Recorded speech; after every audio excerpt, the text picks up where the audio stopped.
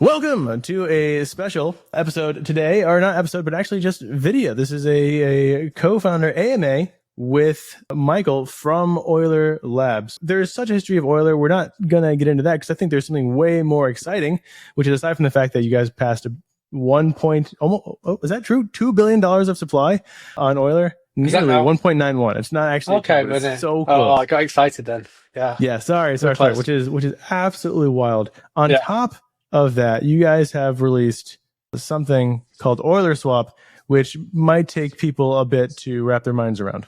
Yeah, it's a very exciting new protocol. I think it's quite innovative. I think there's a few similar type things out there, but it definitely opens up a whole new world of possibilities for DeFi. So yeah, super excited about it. It's been a long time coming as well. We started building this thing about 2 years ago. So very excited to tell you about it. Okay, but before we dive into EulerSwap, I do just want to get people excited who maybe haven't looked at Euler in the past few weeks. Yeah. I look at it every single day because I'm a what I call a yield monkey. It's just a person who's in the trenches, always sort of grinding out those APRs. Yeah. And if we look at Euler right now at this very moment, which I did actually just an hour ago during a community call, there's just a ridiculous amount of yields, 150% looping SRUSD against RUSD. I thought this was illiquid. This was yesterday. I had 100K in there as borrowables. I said, okay, well, that's cool. And then half an hour ago, before I told my community, I had $7 million to borrow, and now it's down to 4 million. So we may have diluted it a bit, but still 150 ROI. And then MMEV at 100%. RLUSD, Ripple just renewed their Merkle reward, so 75% APR.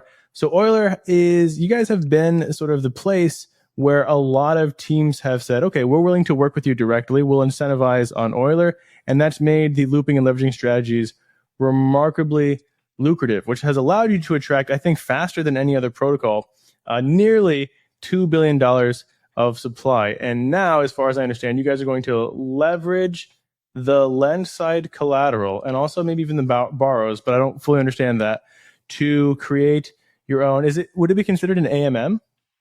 Yeah, I think so. Your own personal AMM, I guess. You're creating essentially your own personal professional Uniswap pool that just belongs to you and where you can make markets for other people using the liquidity inside of your Euler account. Now, last time we had you on our podcast, you were saying that your maybe the target demographic for the people who were spinning up these private pools was probably going to be institutions. And then the user would be any end user who wanted to have a really good swapping rate. Is that still sort of the thesis? I think so, although things have probably changed a little bit since, now we brought it to market. I think if you're LPing, it's quite a difficult thing to do. I think it's probably well known. I don't know how much your listeners are more into LPing, but probably more yield based on money markets, I guess. But LPing is well known for being a kind of tricky business. There are costs that you face for being an LP, things like impermanent loss. Where effectively you're getting arbitrage by sophisticated actors, and that arbitrage comes with a cost. And so, in order to actually make money from being an LP, you have to know what you're doing to an extent. You have to charge the right fees and be a bit more nimble, I think. And so, yeah, there were some fairly complex strategies that the professionals use, I would say, to make market making profitable. And some of those, actually, to be perfectly honest, have nothing to do with the markets themselves. Maybe people know this, but in TradFi, a lot of the time market makers are actually paid by the exchanges or people working for the projects to make markets. It's not necessarily something that's just like you put money in and you get yield out. It's a tricky business. And so, yeah, oftentimes market making is something that you get paid to do. And that's true in DeFi and crypto more broadly, just as it is in TradFi as well. So I think, a lot of the LPs on these new EulerSwap pools will be more professionals and institutions, but there is maybe the odd opportunity there to essentially boost yield on something that you're already doing, which might then open it up to more, to typical users, I would say.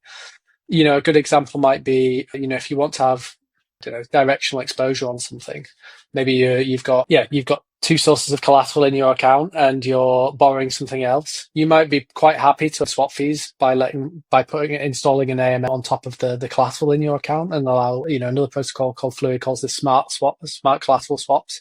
Yeah, you could enable that same kind of facility on Euler and then effectively just earn additional yield on something that you're already quite happy to be, exposed to. Do you anticipate that you will have these LPs usable as collateral on Euler?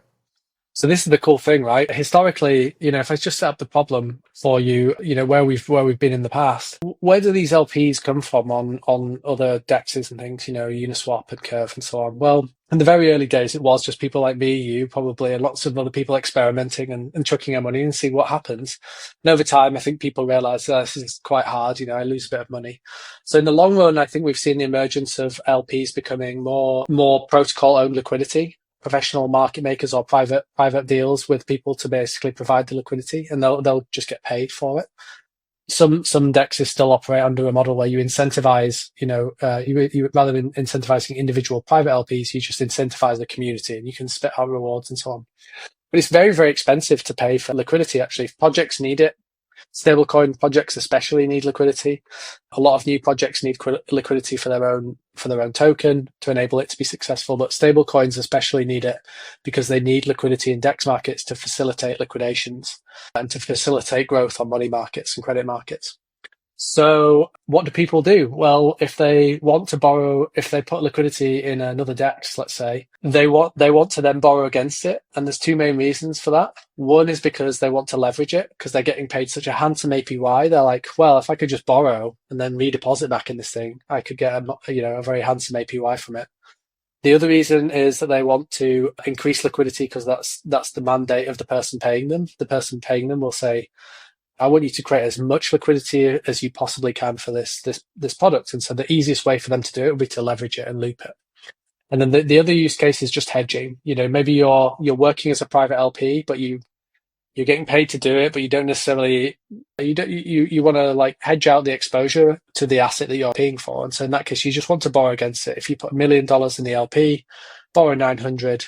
Worst case scenario, you leave with 900. Best case scenario, you leave with everything plus the APY you've got. So that's the problem space, I think, is wanting to be able to use LPs as collateral to be able to borrow against them. The cool thing is because EulerSwap is built on top of Euler, all the liquidity sits inside regular Euler vaults. So if those assets are enabled as collateral for something else, then you don't need to create an LP token and manually go through and let the process of looping and so on. You can just borrow against it in Euler itself. That borrowing facility is already there because the protocol already knows how to process liquidations. It already knows how to value the assets that you've deposited and so on. That's very different to what happens today, where people take their Curve LP token or their Uniswap token and then they try and hack it into some kind of new market on Euler or Morpho or wherever else, and then they borrow a little bit, but then they have to manually deposit it back into the other protocol and so on. Here, what you would do is you just set up the position that you want, the end state. So whether that's a multiplied position, you could turn 5 million deposits into 50 million, and then put the AMM on top. So it really is 1 or 2 clicks on Euler, and there's no funny business. There's much lower costs. It's much more efficient than anything I think we've seen before in terms of being able to bootstrap liquidity and hedge against your positions. So there are a couple of different users who might be interested in this. Obviously, people who are market making and then who would want to sort of rehypothecate the value of their position. So let's just say, you are consigned to provide $100K, $1 million, $10 million of liquidity in some sort of maybe exotic stable. So there are a number of exotic stables out there now, and you go on to Euler, spin up this effectively LP, and then potentially borrow against it and still have some additional value. Now, this gets really interesting when they're trying to maximize, as you said, for total liquidity, and they can just loop and leverage that liquidity as we're seeing currently on Fluid, which provides them with super deep liquidity. And if there is any significant APR, even if it's like a 1% positive and their borrow cost is not, remarkably high, this is a massive value add to the protocol. That's the primary use cases that I'm seeing immediately out of this. Now, if there is a case where swap fees do end up being significant and a user like me wants to go over there and loop and leverage, there's also the points meta. The points meta, which we've seen sort of successfully in other places, is like, okay, well, maybe there's an SUSDE and, name your garden variety point-bearing stablecoin. It could be like SRUSD. It could be like RAF staked USR. It could be anything. You can then maybe have those paired. Also, swapping between those semi-seamlessly would be just, I don't know, interesting. It would be definitely an exotic new experience. So you could have that as some sort of smart collateral, or what are you guys calling it? Do you have your own sort of terminology? Well, I quite like Fluids, to be honest. I think Smart Collateral is a good name for this. It's that Fluid has, so the Fluid Smart Collateral and Euler Smart Collateral, I guess, works quite similarly. Things get a bit more different when we come to the debt side of things and how, and like the ball, the bigger differences That's between the very all next thing I'm going to ask you Fluid. about. All right, cool. Well, there you go. Good Okay, intro. so then we have like 2 points, Yeah. 2 points generating pieces of collateral that are also potentially generating swap fees that could then be leveraged. You get leverage exposure to potentially multiple points simultaneously. I think a lot of people will like that sort of vertical, especially farmers like me who want to bet on those points and who now, thanks to the power of Pendle, can estimate the value of points with some degree of accuracy based off of all the market makers there doing their wizardry on the back end. So I like that. Now, you did say you are differentiated from Fluid in some pretty meaningful ways. One of them is the way in which you settle swaps. Is that correct? Yeah, I guess so. There's a new primitive on it which I think is somewhat related to the way that Fluid debt swaps work, but it's definitely different. For users that don't know, debt swaps are a way to essentially repay somebody's debt and take out some of their collateral as an alternative to just putting assets in their account and taking assets out of their account. So yeah, it's quite nice. Euler has this thing called just-in-time liquidity. And what just-in-time liquidity enables is a whole range of new strategies for both stable assets and for non-stable assets. And it allows you to massively, similarly to the hedge position, it also enables you to increase the depth of liquidity for certain pairs. But it lowers a lot of the costs with traditional LP strategies as well. So let me explain briefly how just-in-time liquidity works. What happens is if I suppose I put $1 million of USDC into my account, and now Stephen, you want to come in and you want to get Tether. You've got USDC, but you want Tether.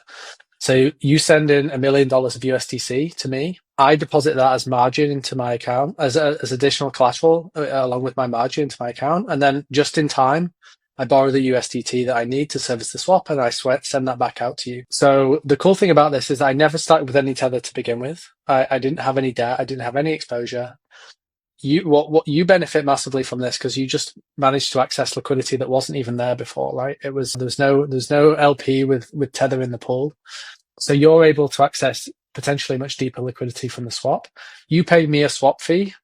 I now have this open position. I've got $2 million of USDC and $1 million of USDT. The AMN curve is designed to encourage people to automatically close that back for me. So over the next few blocks, it's likely that the arbitrage will take place and close the position. And so ultimately, I've picked up a swap fee for LPing in this new market. What's incredible? I know this is probably a little bit more esoteric, but when you say that the AMM curve incentivizes closing that position, in what way? Who would be closing it? Would it be other swappers who see an arbitrage opportunity? It would be the wider market, I would say. It would be the secondary market. Just like anybody that swaps always moves the market a little bit, and then the rest of the market sort of clicks into gear and finds a way to close all the arbitrage opportunities across the wider market. But any one block, you would have this opportunity to do this potentially very big swap, because what's unique here is that with this $1 million worth of margin, it's kind of wild to say this, but you can actually turn that into a 40 million deep pool, equivalent 40 million deep pool on Uniswap. That's because in the extreme case, my account could have $20 million worth of USDC deposits and 90 million of USDT debt. Or it could, on the flip side, go the other way. It could go long Tether and short USDC. And so there's this $40 million gap, which essentially becomes tradable liquidity on an AMM. So just $1 million margin, and you can now create a 40 million deep pool. And so it enables people to do these in very, very big swaps and then let the market just sort of figure it out afterwards. Arbitrage. Now, in this case, does your debt also act as liquidity? Because if someone came in then and said, I want to swap USDT to USDC, couldn't they then effectively repay the debt from that position you mentioned earlier, that $1 million USDC debt, and then just take some of your collateral out? Exactly right. Yeah. And that's exactly how it works. This allows you to go back the other way, so that you might start with USDC in your account, but at some point somebody might say, no, I want to swap, US Tether for USDC. So as long as there's some Tether debt to pay back, they just pay that back and take some collateral out. At some point though, you might flip over to the other side of the order book effectively, and now you'll be adding in your account will now have real Tether liquidity and USDC debt as an alternative. So is let's just say a market maker, would they be effectively lending two separate assets in an expected scenario, or are they lending a number of assets and then all those assets are sort of acting as simultaneous liquidity that can have these collateral and debt positions open on any one of them? So the way it works is that you have a pair on a particular account on Euler. So you would be lending typically one or both of the assets in your account and switch on the AMM on that particular pair, I would say. But the cool thing is you could then have 5 accounts on Euler and you could create an AMM for USDC and Tether and USDC and RLUSD and USDT and a bunch of other stables. And what's nice is that every time you add liquidity to Euler, the USDC side, effectively you're going to be making markets from a single source of liquidity, rather than having to have isolated pairs for these markets. Typically on a DEX like Uniswap, you have to, if you want to make markets for these 3 stablecoin pairs, you have to put your USDC into isolated pairs, and there'd be no extra yield on top of that. Now it's going into a single vault where it's borrowable by a group of people, and it can be kind of reused as collateral and reused as liquidity for all these pairs at once.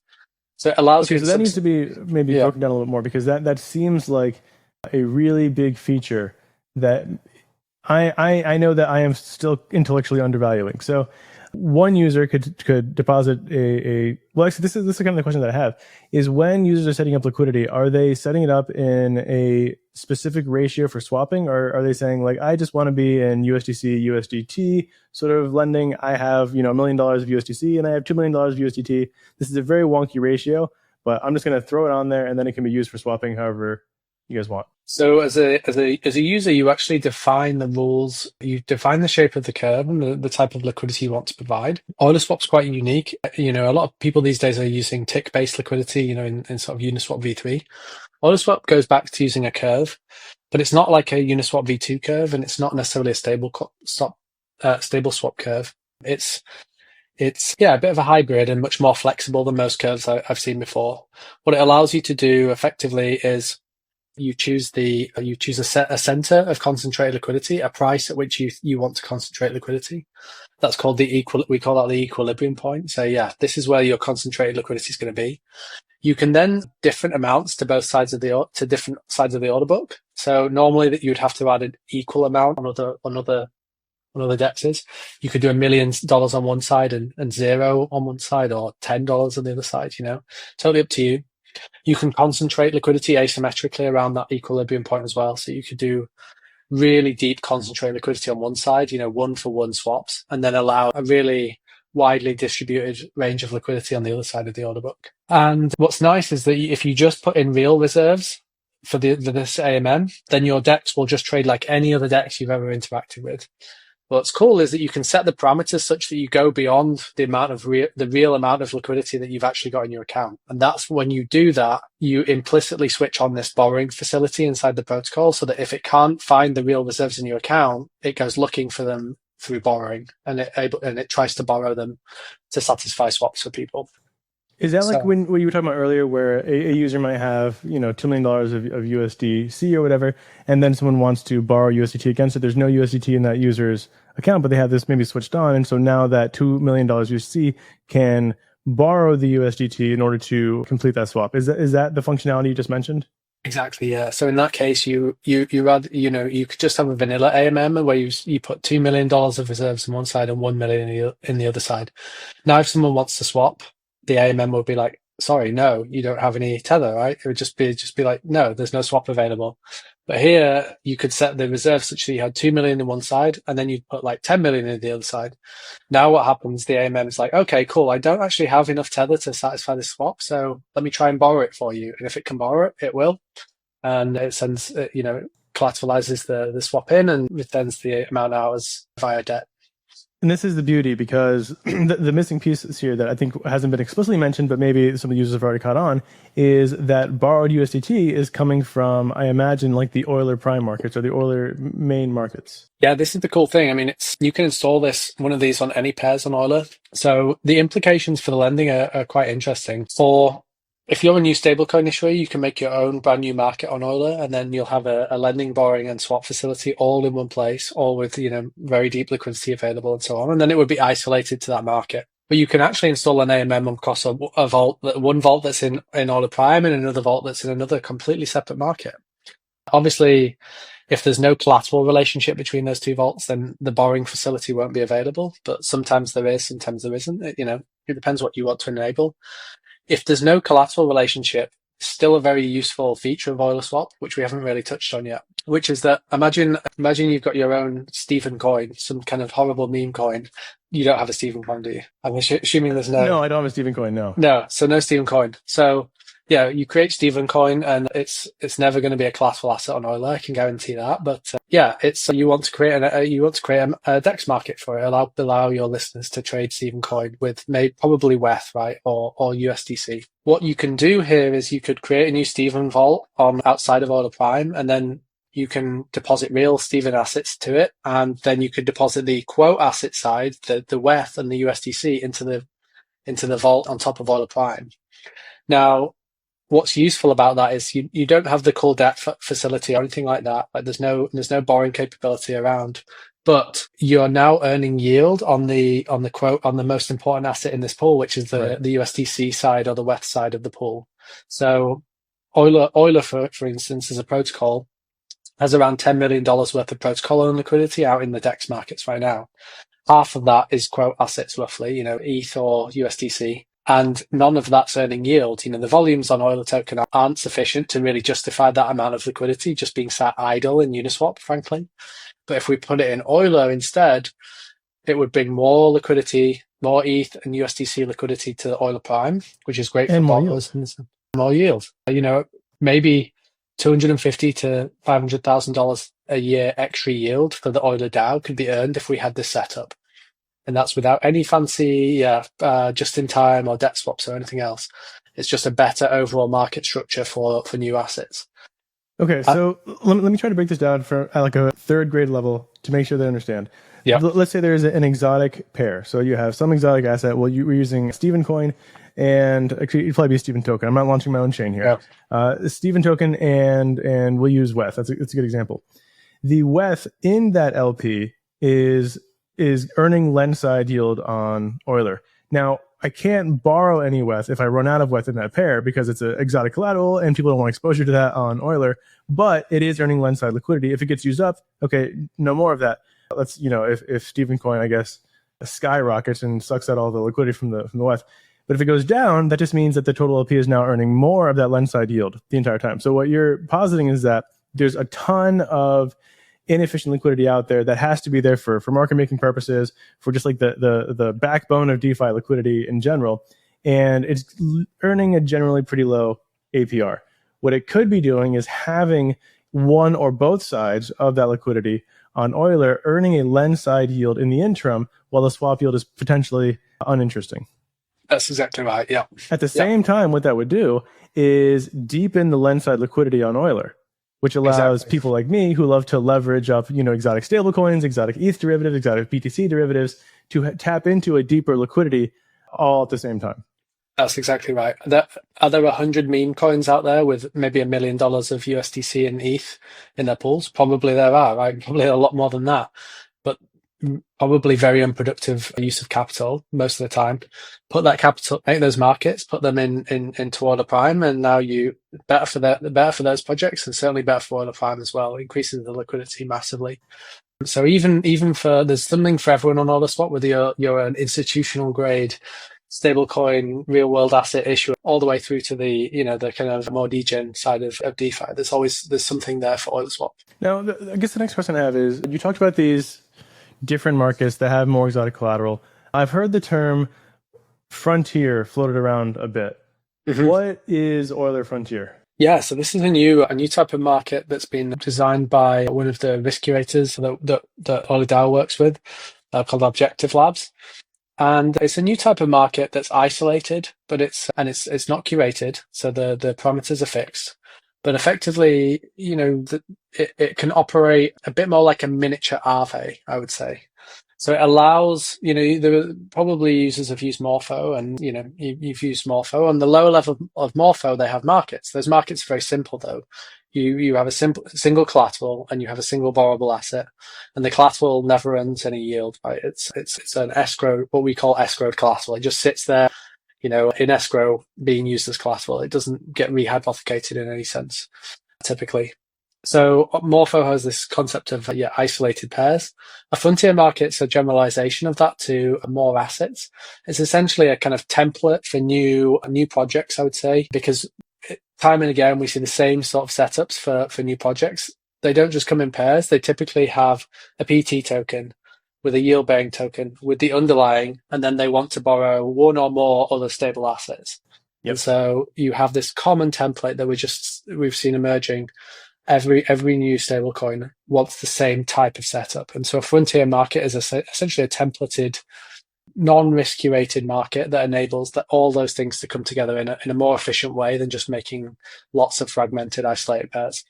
Is the usual market, is that a frontier market, or is that something even separate? Great question. I mean, the usual market on Euler was one of our first bespoke sort of markets, I would say, where they really took, the usual team really took advantage of the flexibility of the underlying Euler technology.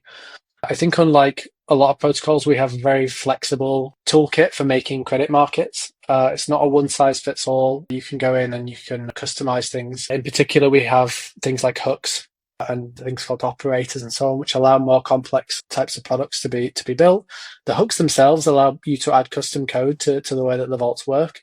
And the usual team essentially used the Euler toolkit to create a semi-permissioned market, I would say, that accepts their USD 0++ asset deposits, permissionless deposits of that asset as collateral, to borrow from a kind of permissioned lending market for USD 0, which is more linked to the kind of usual DAO. And it's very cool because it makes use of some of the more powerful features, I think, of Euler. But I think it emerged before frontier markets. I wouldn't really call it one, but it's kind of its own bespoke thing, I suppose. But yeah, it was on the frontier before the frontier became the frontier. That's right. Yeah, I mean, we've had other projects come in and ask for the same types of patterns and things, and we just realized, I think, the guys at Objective were like, why don't we just template this so that we can ship it out as now a product? There's a very common theme in how projects want their credit market set up, and it's arguably a lot better for users as well, because you sort of isolate the risk now when you're engaging with a frontier market. It's kind of use at your own risk. You know what assets are in there. It's relatively simple. You don't have to do loads of digging about what's the collateral exposure. You can see there's these 4 or 5 assets, and if something goes wrong, it's use at your own risk kind of stuff, rather than expecting a governor to take control. Question.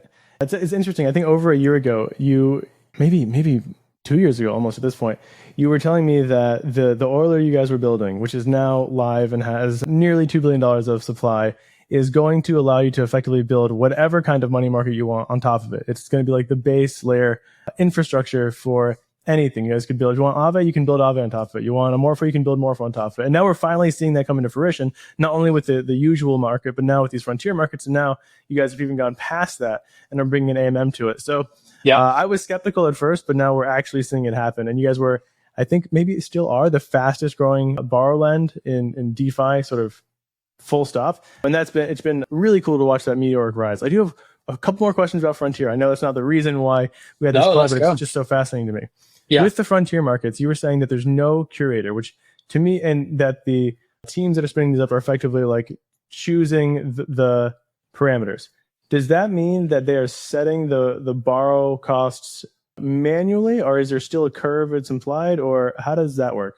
Yeah, good question. So they're templated. So the parameters are kind of, you can choose from a couple of standardized setups, I would say. And then for specifically on the interest rate part, they use a reactive interest rate curve that will adapt automatically to the market. So there's no templated predefined interest rate curve. The interest rate curve kind of adapts itself over time. And that essentially allows this to be a very hands-off market where lenders and borrowers can interact kind of on their own terms.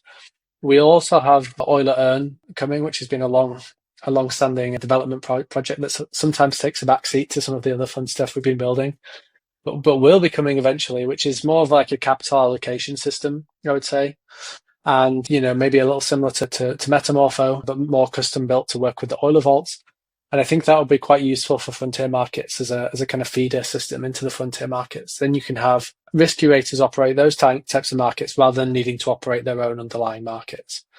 I think one bit of feedback we've had is that there are plenty of potential capital allocators out there that want to be able to contribute to managing risk in terms of capital allocation, but don't feel as comfortable with wholesale governance of the risk parameters for the underlying markets. So they'd rather manage risk through capital allocation than tweaking loan to value parameters, for example. So this is a service for a templated service, I suppose, for the projects themselves, but also for this wide range of risk capital allocator sort of class that feels more comfortable doing that style of risk management than more direct risk management. At what point does Euler go from being a money market, which is what I traditionally would have thought Euler was, to a piece of DeFi infrastructure? Well, it depends how successful EulerSwap is, I would say. Yeah, it's very much a money market today, or a collection of money markets, probably a better description. But yeah, I think if we get a lot of success with EulerSwap, and I'm very optimistic about that. There's been a lot of enthusiasm. People really, really, we're still in the Cantina contest now, and people are asking is, when is it finishing? When can we get started? So there's a lot of enthusiasm about this. I think once we start doing, hundreds of millions of dollars in volume on the DEX as well, then we can start to call ourselves some kind of DeFi super app or something. Maybe I'll leave that to the marketing people, but yeah. Sure. Yeah. Well, actually, a question here: what does success for EulerSwap look like to you? Yeah, I think it does. I mean, we want to make DEX markets and LPing more efficient, and we think we can undercut the costs of LPing. So I think it's about onboarding new users, and particularly on the LP side. So we'll be, providing a kind of white glove service to LPs in the first instance, and just trying to help them understand the system. It is a little complicated. I'm not going to pretend it's something super simple. So I think the early success measures will be how many people we manage to onboard and how many people we manage to convince that it's a good system. But we've got a lot of really interesting projects that are very eager to see this set up. So yeah, I'm enthusiastic about that. We've already seen, in terms of volume, we bizarrely, so we set up these capture the flag competition with Cantina, where we put $500,000 in and said, anybody can come and take this. If you can take it, it's yours. So it's a nice, security contest for the security researchers out there. And we put $500,000 in, and we've been running USDC and USDT pools on there, as well as a USDC ETH pool. And there's been like maybe $2, $3, $4 million worth of volume already, just randomly showing up because of MEV bots and other aggregators that have just tapped into the system. So even though we're not trying, we're already picking up millions of dollars in volume a day, it seems, on just these two small pools. So I'm super excited to see what happens when we finally get real, proper liquidity in the proper markets. Well, this also begs one additional question, which is, how is price impact, and this may be too mathematical to answer concisely, but how is price impact calculated if instead of, having a scarcity of one asset when you swap, it can just sort of tap into these loans and you have much deeper liquidity than you might typically have. So price impact on a typical AMM, or especially a CLP, may be dramatic with a swap just because of the virtue of how much liquidity is available. Whereas if you're borrowing instead of swapping, I guess that's technically the same thing. Does it work any differently? It doesn't though. The reason for that is that I guess people have become accustomed to the fact that the reserves in the pool map to like a point on a curve, and it's the slope of that curve that determines the exchange rate. And so as you move along that, as you move along the curve, you're inevitably taking some asset, you're putting assets in this direction and taking assets out in that direction. It's very hard to sort of do this mirror image thing, but you get the point. So that's how you think of it, right? You assume that they're one to one, the amount of reserves you've got and the point on the curve. But actually, there's nothing really forcing you to be a point on the curve in terms of real reserves. There are other protocols that actually make use of things called virtual reserves. The price is really just a bonding curve that's a computational mathematical rule about what the exchange rate is. But yeah, there's nothing stopping you from doing weird and wacky exchange rates and things. In this case, I wouldn't say it's weird and wacky. We're essentially just simulating deeper reserves by providing this optional borrow facility to make sure that you have the real component, and then I wouldn't even say it's a virtual component because it's not even virtual. Like it will be there. It's just the liquidity won't come in until the very last second. Right. But it's real liquidity. Yeah. And so that's the way to think about it. It's real liquidity that just appears just when it's needed. Yeah. So the next question is, it seems as if you're trying to attract sort of big LPs, money markets, people who want to dabble in protocols, obviously will also be super interested in being the lenders of liquidity providers. For swappers, when will there be a front end to use this, or is it going to be abstracted away to aggregators, or how will they even know if they're interfacing with it? How is that going to work? Yeah, I mean, a lot of the volume I expect will come from aggregators. Like we've seen today, if there's no user interface, we didn't even anticipate any swaps, honestly. The pools are only there for the security competition, but you have to put them live in a live environment so that you can really robustly test them, right? It's like a game of poker where you play with fake money. No one plays the same. So we had to put real money in there to really robustly test the security of the platform. And yeah, I would say already we're seeing volumes, and that comes from this dark forest of solvers out there that are looking, someone sends a swap on CowSwap, and there's this big underground network of solvers figuring out what's the best way to get the best quote possible for this person, because they're going to take a cut on finding the best solution, right? So they're actively working out there and obviously already tapping into the pools. The reason for that, by the way, is at a code level where EulerSwap is integrated with Uniswap v4. And so we've got a collaboration with Uniswap as part of the launch, which allows us to tap into their solver network and their distribution network, and hopefully receive flows from the Uniswap front end as well. And so, yeah, this will be lots of opportunities for people to interact with Euler through lots of different interfaces, whether it's Uniswap or CowSwap or wherever else. And then eventually we will have our own front end as well. But I think the weird thing about front ends for swap protocols is if you build one for your own product, you're fundamentally giving people worse rates. So you can't ever just build a front end for your own products. To be fair to your users and not give them really terrible swap rates. The only fair thing to do really is to hit the whole network and only swap to yourself if you're genuinely the best. Effectively build your own swap aggregator and just hope that you're the best. Yeah, or there are plenty you can kind of like build friendly relationships with, and you just provide the kind of widget on the UI. So I guess we'll go down that route.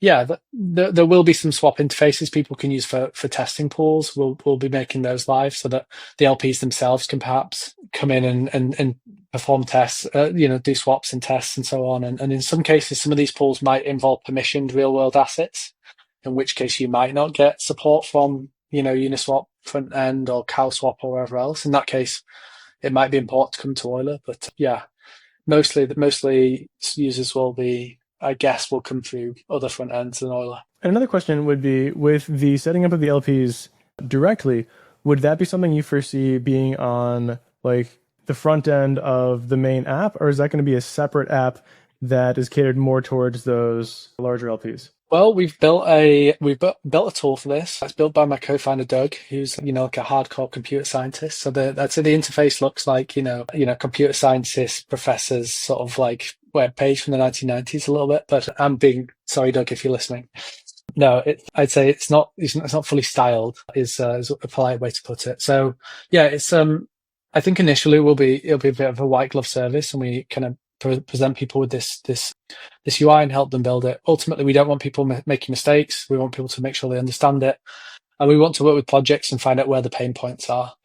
It's fairly complex stuff, and yeah, it's not like the good old days of Uniswap v2 when anyone could just put some assets in, create a pool, go live straight away, start trading on it. I think it's a little bit more complex than that, and we don't want to necessarily expose people to unnecessary risks by presenting them with a UI that doesn't have all the information they need. So in the long run, I think a UI will definitely be coming. In the short term, we might keep it we might kind of keep it behind the scenes and let people, if they really want to build something, of course it's permissionless, they can go in access the documentation and build it themselves from the ground up. But yeah, we just don't want to make it too easy for people who might not be aware of the risks involved. So that's probably the strategy we'll take. Yeah, this may be a silly question, but on Fluid, we have the idea of smart collateral, which I think that you guys have also, but there's also the idea of smart debt. Now, I forget if the smart collateral also acts as smart debt. I think it might, but will there also be that same idea or feature on EulerSwap? So there isn't today, and that's not because it's not possible generally, but I think it's from a fundamental difference in the way that Fluid and Euler work as a lending protocol. Fluid, at least generally, I would say is more focused around like isolated kind of markets, and in those isolated markets, it's a little easier to be able to price two types of debt simultaneously. You just have the two assets, you know what they're worth in terms of one another, and so on. Euler generally is purpose built to be, cross-collateralized broader lending market, and so some of our bigger markets have a lot more assets than just two, and they're fully fledged sort of Aave-like instances. And for security reasons, we felt like it's probably safer to make sure that when a user's borrowing, they can only borrow one thing at once. Because anytime you start building out loans, imagine if you had 5 collaterals and 5 different debt assets. You've now got to know what you've got to now convert all those 5 different debt assets and those 5 different 5 collaterals into a common unit of account, whether that's dollars or ETH or whatever, and then make sure that you're fully over collateralized. It's not that that's not possible. It's just a lot riskier to do that. Whereas if you have a single debt asset, then the debt asset just needs to be able to price the collateral in terms of itself, and that's more frequently how we use Euler. So yeah, I think smart debt is a very cool feature, and it has some really powerful use cases, but it's not one we offer out of the box today on EulerSwap, and that's not to say it will never come. It's just that it's just something that I think is not a priority for us right now. Well, all right. Now, I know we're just about time, but I do have one more question. You guys have gone from a semi-traditional AMM, I guess, like not AMM, money market last cycle, to this money market of money markets, to now having money markets of money markets and EulerSwap and other functionalities. What do you think the future of Euler is? I think it's called DeFi infrastructure. I think we'll see more and more people building on top of the infrastructure. That's where I think more than most teams, I think we're an engineering team. That's where our strengths lie, and that's where we want to build great infrastructure for people and then see what kind of products they come up with. I'd say where our strengths don't lie as much in the like interest, maybe don't lie as much in designing specific products. Yeah, we're just kind of bullish on DeFi more generally and want to make sure that we build great infrastructure for like the rails of DeFi. So yeah, we keep building new products because that's what we enjoy doing, and that's what I think we're really good at. So yeah, I've no doubt that we'll have more products that we build in the future, more protocols rather, or bits of infrastructure to bring out some of even more of the features on Euler. Yeah, we've got a few ideas and things in the pipeline, I guess, but there'll be nothing super new coming out for a little while. I think we just want to bring EulerSwap to market first. Yeah, and I was going to say more broadly, I think just DeFi is in a really good place right now. And my last podcast I was just on was about stable coins and just a massive influx of institutions into the market via stable coins. And yeah, I think it's... when you have 15 different options that are getting over 100% APR on a bar lending protocol, all on stable coins and stable versus stable, it's a good place. It's a good place to be, especially as a yield farmer, at least. Yeah. I mean, I know you guys love it, and I can't see an end in sight soon. I just think there's so many opportunities out there, so many people eager to get into the industry right now. There's a lot of really big institutions which are really starting to take DeFi protocols and stablecoins much more seriously, and I think we're on the cusp of really explosive growth for the industry as a whole. So yeah, just excited to be here and happy to be building. Very exciting times. Thank you so much for joining me today, Michael. Go check out Euler. If you're a yield farmer like me, you're probably already there, and then stay tuned for the launch of EulerSwap. You'll probably be using it without even knowing it, and it should make DeFi more efficient. Thanks very much for having me. Yeah, I'll look forward to next time. See you guys.